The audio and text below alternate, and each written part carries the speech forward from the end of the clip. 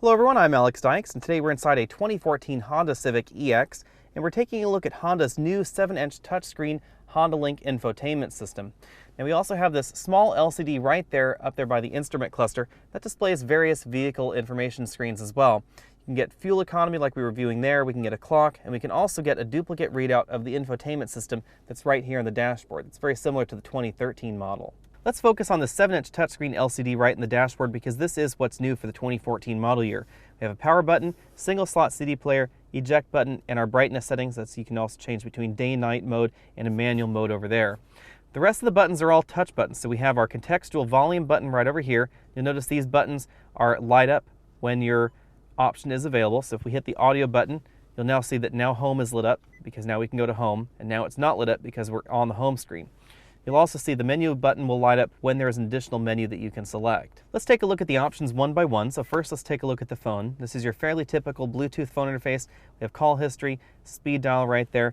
This little icon right over here means that this button and menu system can be expanded, so you get a little bit larger view there, and that goes for all the screens in the system. Now that we're on here, we can hit the back button. You'll see it takes us back to that reduced view, and if with the home button, we're right back on the home screen. Info is where you'll find things like fuel economy. We have our current drive, previous drive, etc. We can also get the history of trip A right there. We have a menu option, so you can see voice info. This tells you what you can actually voice command in this system. We are somewhat limited, so you don't have voice commands for your media device like you would find in Sync or Uvo or even Entune. So we only have our phone commands and on-screen commands for voice help right there. If we go back, we have our clock wallpaper, and we can get system and device information as well. The audio screen is fairly self-explanatory. This is where you can change your source. We have a wide variety of inputs over here. We have FM, AM, CD player, the 2 USB inputs. We have Pandora. That Pandora will work with an app on your smartphone that's either an Android or an iDevice smartphone. Same goes for AHA radio as well, which I don't have on my device. We also have our smartphone integration button. That's if you have the HondaLink app running on your smartphone, Bluetooth, and we also have an HDMI input that's right in the dashboard, and this will display full video right on this screen as well as HDMI audio inputs. Browsing your USB or your iDevice is fairly simple. We just hit that little button, and then we're presented with a menu where we can see what songs are on our current playlist or in our current folder if we're using a USB device. We can hit that little USB icon right there. We have full access to playlists, artists, albums, genres, etc. right on our USB or our iDevice. This system operates very similarly regardless of which kind of device you're using. Now, as I said, there are no voice commands like you'd find in Ford Sync, so you can't just hit a voice command button and say play playlist whatever. Doesn't work like that in this system, but that is something that you'll find in some of the competing systems out there in this compact segment.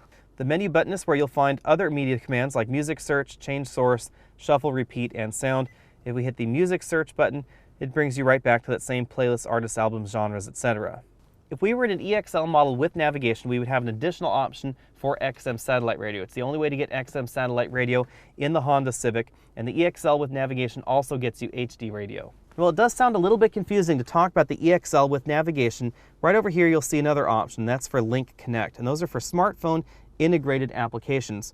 Right here, I have an iPhone 5, and if I show you on the camera, you can see that I have some of the HondaLink applications right on there. So we have the primary Link application, we have Link Connect, and then I have the AHA Link app. So you do have to have an additional AHA app in order to use it with the system. So you'd actually would go into the Link Launcher app and you would actually find the apps in there, and this is also where you would buy additional apps or purchase them through the app store. So you can see right here we have Honda apps, and there's a navigation app.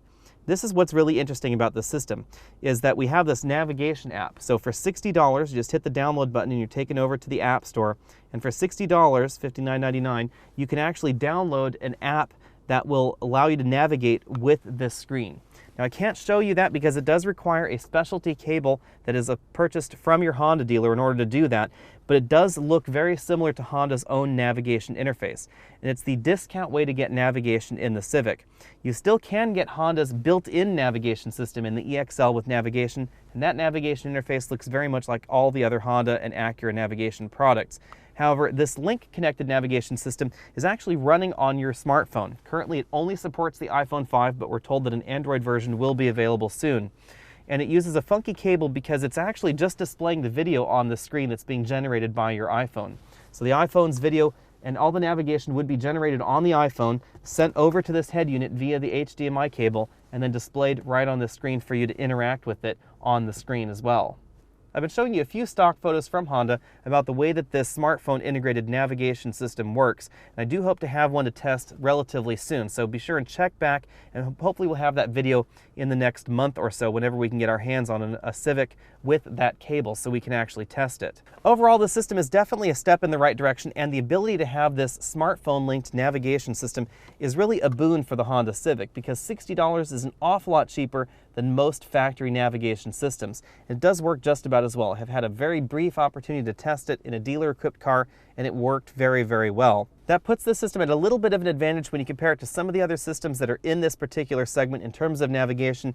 However, the lack of voice commands for media commands in the system is still a little bit disappointing. Thanks for taking the time to watch this video. Again, I'm Alex Dykes, and I encourage you to click on over to the full review of the 2014 Honda Civic EX when that comes live. It'll be in about a day or so. You can also find additional related videos at the end of this video. If you're interested in what I'm driving this week, go ahead and click on over to facebook.com/AlexOnAutos, where you can always see what I'm driving at the current time. You can also like me over there, like this video, comment on this video, tell me what you liked and didn't like about it. If you have any particular questions, you can always email me at alex@alexonautos.com.